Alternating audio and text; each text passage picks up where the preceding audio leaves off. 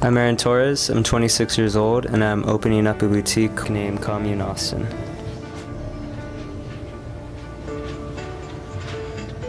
I've only been doing this for I've been a tailor and a designer for like 6-7 years, but I've always worked for other people, so I've only been on my own for like less than 4 months, and shit's just like going really fucking well.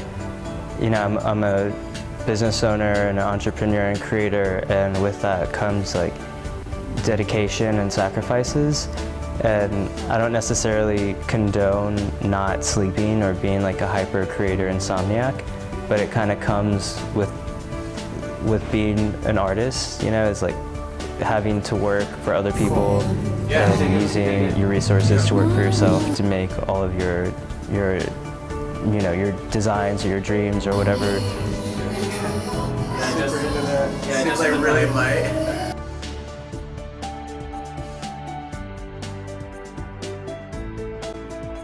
It's very creatively stimulating, and I can't escape my work. Like, I am breathing everything that I'm working on, and I constantly see everything.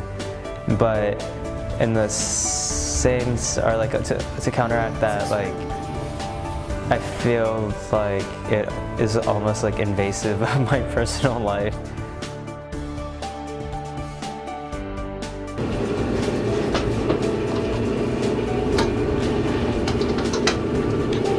This is what a disorganized apparel designer's studio is. I think I'm a very personable person. Look down here. Give me the most provocative pose that you have. I like people, and I think I try to be nice to everyone and live by the golden rule.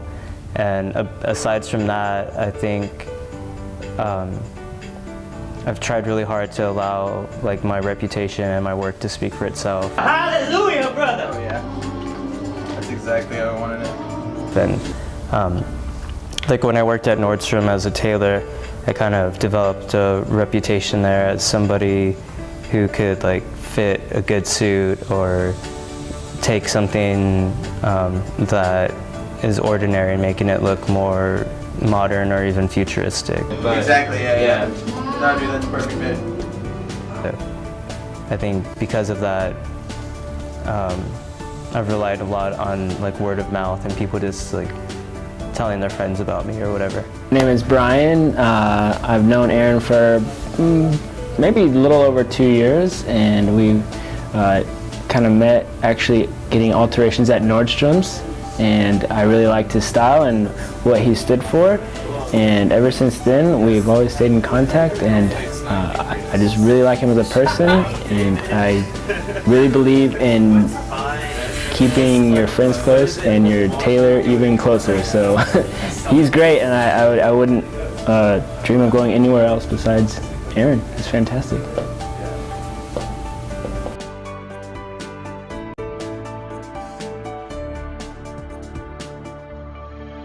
I was always doing creative things and learned how to sew pretty young with like my grandma and my aunt, and I always knew that I was an artist and that I wanted to do something creative regardless of what the medium was. Well, because I'm so small, I always like made alterations to my own clothes, and I have always been really into like thrift shopping, and so I wouldn't feel bad buying something for like $3 and taking it apart and putting it back together with like changes to it. So that's kind of how I started.